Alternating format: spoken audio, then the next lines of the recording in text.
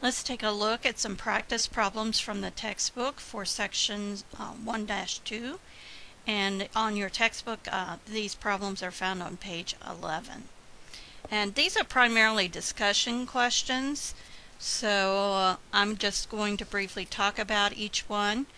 Number 2 begins, in conducting a statistical study, why is it important to consider the source of the data?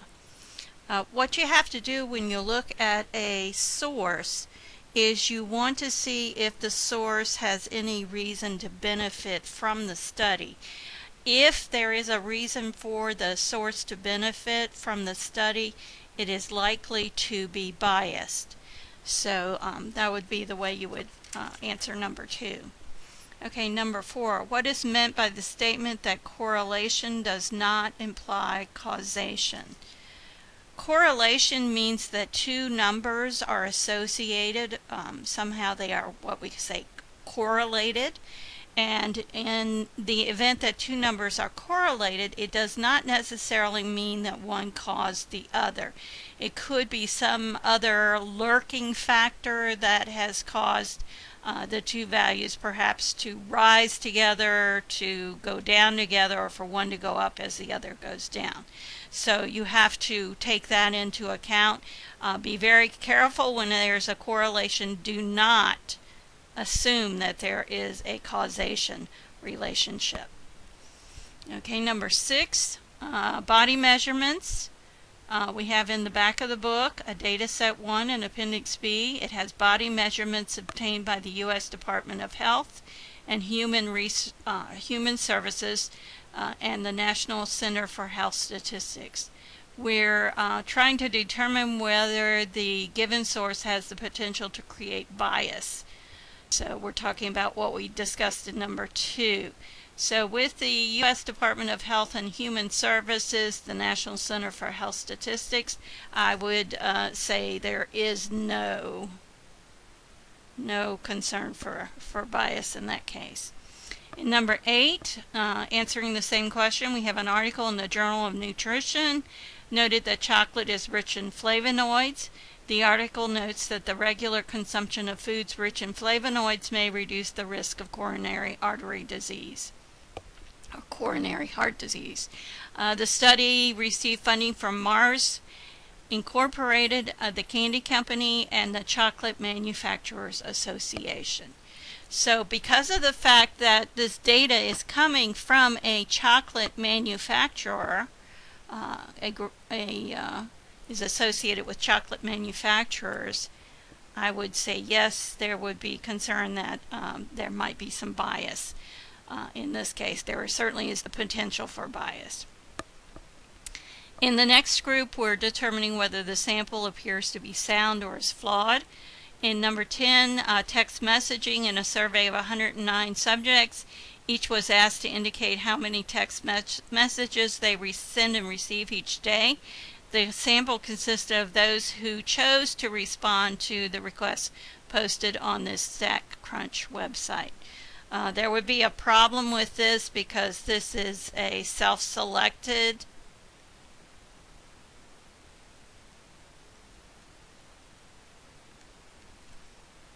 response, and that causes a problem because in this case we get the two extreme views and sometimes called voluntary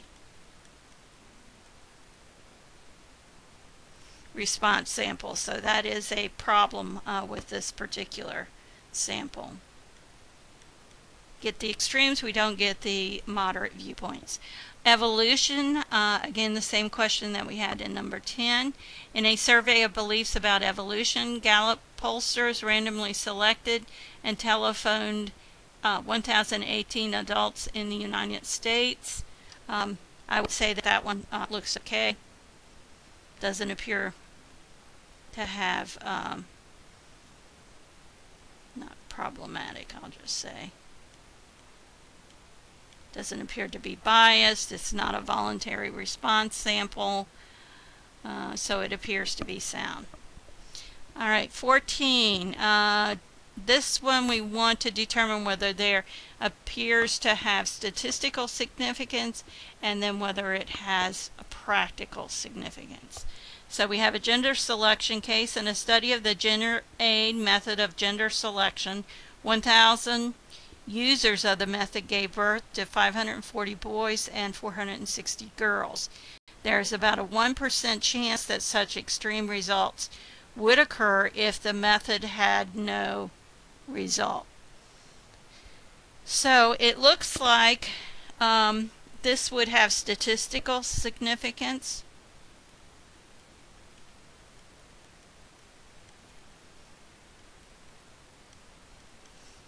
Simply because anytime the percentage, they said there was a 1% chance that would occur by chance, or if the product had no effect, the procedure had no effect. So that anything that's below 5% would be an indication that it's not likely to occur. And so I'm going to put here less than 5%. 1% is less than 5%. So we do have statistical significance. Now, the question is, basically what's happened is the probability of having a boy has increased from 0.5 to 0.54. So if you think about people, are they going to pay money to increase the probability of having a boy from 0.5 to 0.54? I don't think they would. I'm going to put no instead of no practical significance.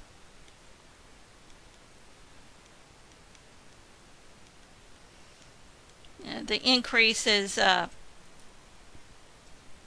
just very slight, changing from 0.5 to 0.54. Increased probability increase only 0.04 or 4%. So that's why I wouldn't select that one. Okay, number 16, we have IQ scores, and it says, and we're doing the same question again. Most people have IQ scores between 70 and 30.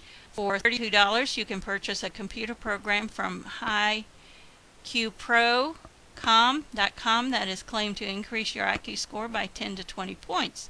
The program claims to be the only proven IQ increasing software in the brain training market, but the author of your text could find no data supporting that claim, so let's suppose that these results were obtained. In a study of 12 subjects using the program, the average increase in IQ score is 3 IQ points. There's a 25% chance of getting such results if the program has no effect. So again, we're addressing the two questions. Does this have statistical significance? And does it have practical significance? So looking at, there is a 25% of this occurring anyway without the program, or if the program has no effect on the subject, so it has no statistical significance. Okay, and so what we're looking at, that's a dotted I. Before 1% was less than the 5. Now we have 25%, which is greater than 5. So it's no statistical significance. Also, just increasing by 3 points, it has no practical significance either in this case. Okay, in our next group, we're looking at a conclusion. And it says refer to the data in the table below and their pulse rates from a sample of randomly selected males and randomly selected females. So we have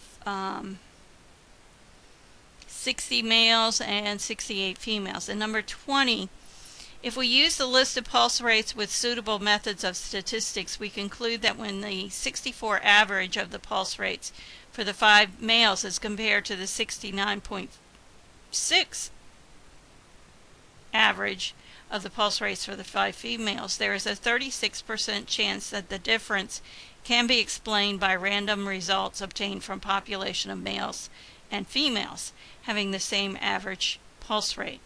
Does this prove that the population of males and females have the same average or mean pulse rate? Why or why not? Would better results be obtained with a larger sample? Okay, even if we found that they had the same, in other words, both of them had 64, or both groups had an average of 69.6, we only have 5 males and 5 females in the sample. So we would have to analyze some other results to draw the conclusion here. The problem with this, as I see it, is that they did not have a large enough sample. So I'm just going to say they need a larger sample.